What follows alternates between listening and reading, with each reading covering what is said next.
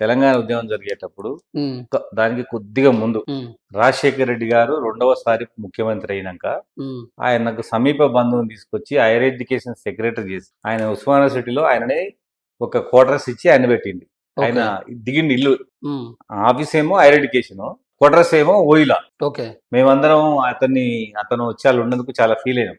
ఉమ్, రాయలసీమ ప్రాంత వాసి వచ్చి హైయర్ ఎడ్యుకేషన్ సెక్రటరీ అయితే అయింది, కానీ మరి వచ్చి ఓయిలో ఉండడం ఏంది, ఉమ్, మమ్మల్ని మా గుండె మీద కాలేసినట్టు అనుకున్నాం.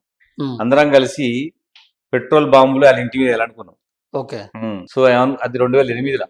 ఉమ్, కానీ అది కనుక జరిగితే మా అందరిని అరెస్ట్ చేస్తారు, జైల్లో పెడతారు. అవును. మేమేం చేయలేకపోయినాం. ఆయన ఉమ్, దాని మీద వచ్చేటప్పుడు పోయేటప్పుడు చూసుకుంటా పోయేవాళ్ళం, కానీ అతని మీద స్టేట్మెంట్లు ఇచ్చేటోళ్ళం, కానీ అంతకు మించి ఏం చేయలేదు. ఉమ్. తర్వాత అంత క్రిమినల్ ఆలోచన ఎందుకు వచ్చిందంట మీకు? అంటే అంటే పెట్రోల్ బాంబు. ఆ ప్రాంతవాసి మా ప్రాంతం మీద ఆధిపత్యం చేస్తున్నట్టు ఒక గుర్తుపెట్టుకోండి. ఉమ్, అయిపోయిన తర్వాత ఉమ్, 2009 ఉద్యమం జరిగినాక ఐ థింక్ 2010 జనవరి ఆ టైంలో ఉమ్, అతని ఇంటి మీద దాడి చేసినాం. ఓ 1000 మంది స్టూడెంట్స్ పోయి ఆయన ఇల్లుని మొత్తం దోసేసి తగలబెట్టినాం. ఉమ్, అంత పెద్ద మనిషి అనుకున్న మేము ఆ తర్వాత ఆ దాడి జరిగినాక ఆయన తన వస్తువులు తీసుకుపోతానికి కూడా రాలేకపోయాడు ఊరికి. ఉమ్, అంత భయపడిపోయాడు. ఓకే.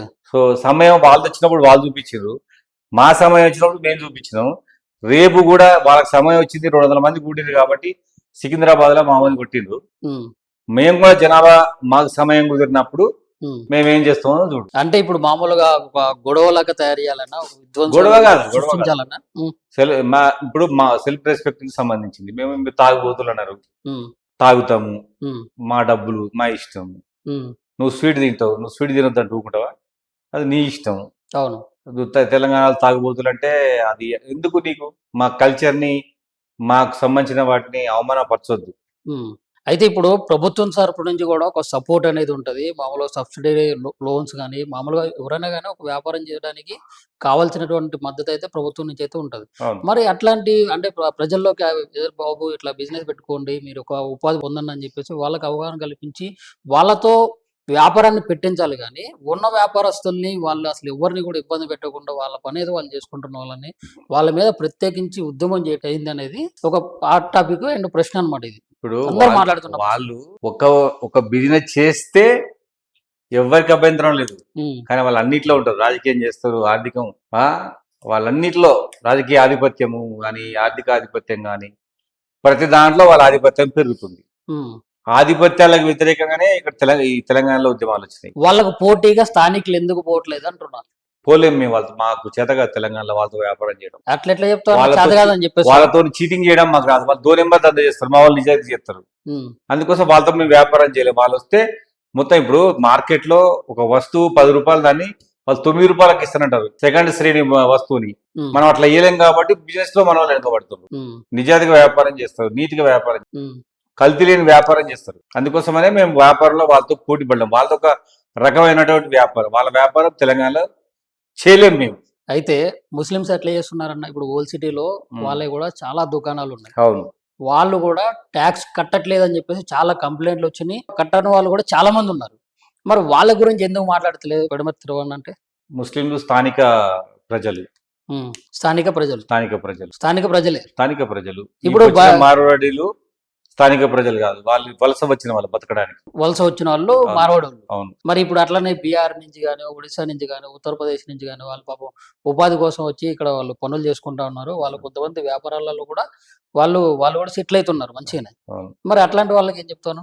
ఇప్పుడు బీహార్, యూపీ వాళ్ళు చేసేది కార్మిక పని, అదే లేబర్ పని. రాజస్థాన్, గుజరాత్ చేసేదేమో వ్యాపారం, అంటే డబ్బులు వచ్చే వ్యాపారం. ఈ తెలంగాణ ప్రాంతంలో నాట్లు కూడా ఇస్తారు బీహార్, యూపీ వాళ్ళు.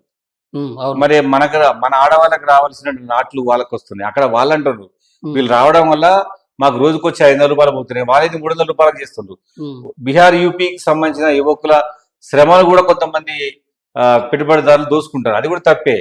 అందుకోసమనే వాళ్ళు అక్కడ చేసుకోవాలి, మనకు అవకాశాలు వస్తాయి. జడ్చర్ల ప్రాంతంలో హమాలి పని చేస్తున్నారు వాళ్ళు, మరి వాళ్ళు లేకపోతే మనకు వస్తాయి అవకాశాలు. అందుకోసమనే ఒకటనే కాదు, ఎవరు వచ్చినా గానీ వాళ్ళ మీద మాత్రం వాళ్ళు రావద్దని కోరుతున్నాం.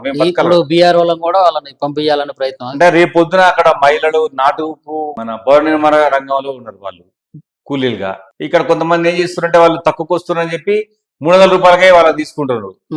అదే హోటల్ రంగంలో ఒరిస్సా వాళ్ళు ఉన్నారు, అవును, వాళ్ళని తక్కువ డబ్బు పని చేయించుకుంటారు. ఓకే. అది కూడా తప్పే అంటున్నాం మేము. ఇప్పుడు స్థానిక మహిళలు రోజుకి 500 వేతనం అడిగితే వీళ్ళు 250, 300 ఇచ్చినా గానీ వాళ్ళు చేస్తారు. వాళ్ళకి అవసరం, డబ్బులు అవసరం, అవును. వాళ్ళు ఎట్లయినా 500 రూపాయలు రావాల్సిన ఇక్కడ 300 రూపాయలు వేయడం తప్పే. అదే రైతుకు అవసరం, మరి ఆ రకంగా అయినా కానీ రైతు ఒక రూపాయి తప్పు మిగిలించుకుంటాడు తప్పు కదా. తప్పు అది కార్మికుల యొక్క శ్రమను దోసుకోవటం అది. కార్మిక శ్రమ దోపిడీ అంటారు దాన్ని కూడా. అంటారా శ్రమ మరి? దోపిడీ ఎట్లా అంటారు అన్న మీరు? ఇప్పుడు 500 రైతుకు అవసరం అన్న 500 రూపాయలు వచ్చేదానికి కాడ 300 రూపాయలు ఇస్తుంటే వాళ్ళని దోపిడీ చేసినట్టు కదా, వాళ్ళని మోసం చేసినట్టు కదా. అది కూడా అది తప్పే. రైతుకు మిగులుతున్నాయి కదా, అంటే రైతు కూడా పట్టించుకో. రైతు కాదు, గుర్తుపెట్టుకో, ఉమ్, అది అక్కడ వాళ్ళ కార్మికుని శ్రమ దోపిడీ అన్నట్టు అంటారు దాన్ని. ఉమ్, 500 రూపాయల ఎక్కువ పనిని తక్కువ తక్కువ డబ్బులకి ఇచ్చి చేయడం రైతు చేస్తారట, చేయడు కదా.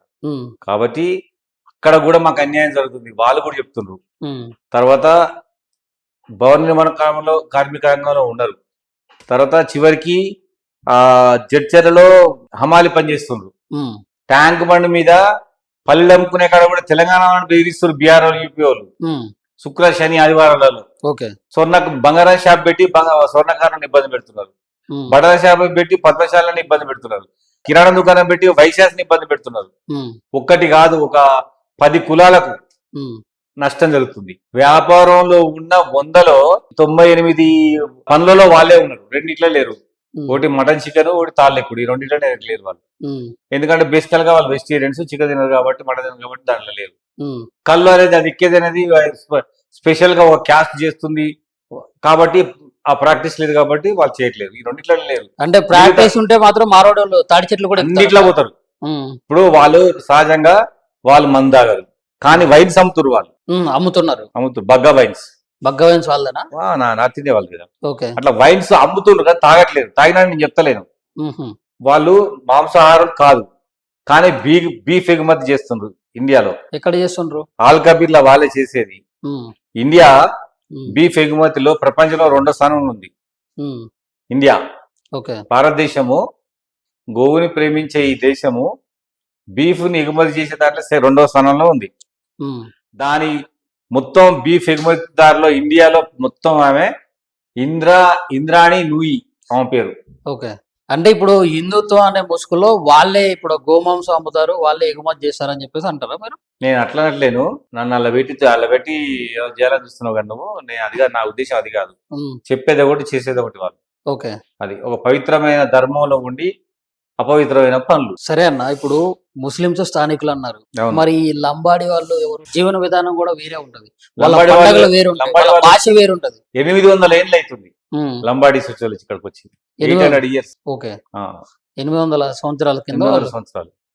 వీళ్ళు మారవాడి వాళ్ళు వచ్చి మా వాళ్ళు వచ్చి 100-200 years కావచ్చు. 100-200 సంవత్సరాలు. అవును. ఓకే. ఇప్పుడు మనం ఏంటంటే 100-200 ఏళ్ళు వచ్చిన వాళ్ళు ఇక్కడ స్థిరపడిన గురించి మనం ఏమనట్లేము. ఉమ్, ఈ మధ్య కాలంలో వచ్చి హైదరాబాద్ నుంచి జిల్లాకు, జిల్లా నుంచి మండలానికి, ఉమ్, మండలాన్ని నుంచి మేజర్ గ్రామ పంచాయతీ గ్రామాలకు కూడా పోతున్న వాళ్ళతోటే ఈ సమస్య. వాళ్ళది ఆల్రెడీ ఒక సిద్ధాంతం ఉంది అన్న. వాళ్ళకి ఎట్లా ఈ రైలు బండి పోలేని ప్లేస్ లో ఎడ్ల బండి పోతుంది, ఎడ్ల బండి పోలేని ప్లేస్ లో మారోడోడు పోతాడు, అక్కడ దుకాణం పెడతాడు, వ్యాపారం చేస్తాడు. వాళ్ళ డైరెక్ట్ స్టేట్మెంట్ అది 100 సంవత్సరాల నుంచి ఉంది. గ్రామాలలో ఉన్నటువంటి యువకులు వాళ్ళని ఎదిరిస్తారు, మండలానికి వచ్చేసరికి పెద్ద మీటింగ్ పెడతారు, హైదరాబాద్కి వచ్చి తెలంగాణలో కొట్లాడతారు. అది కూడా ఉంది మరి ఇక్కడ. ఉమ్, అంటే తెలంగాణ వాళ్ళు కొట్లాడతారు, దానికి Yes. ఒక ఉద్యమం చేస్తారు, నీకు ఆ చెప్పాలి, ఉద్యమంలో పెడబడతారు. నీకు చెప్తాను.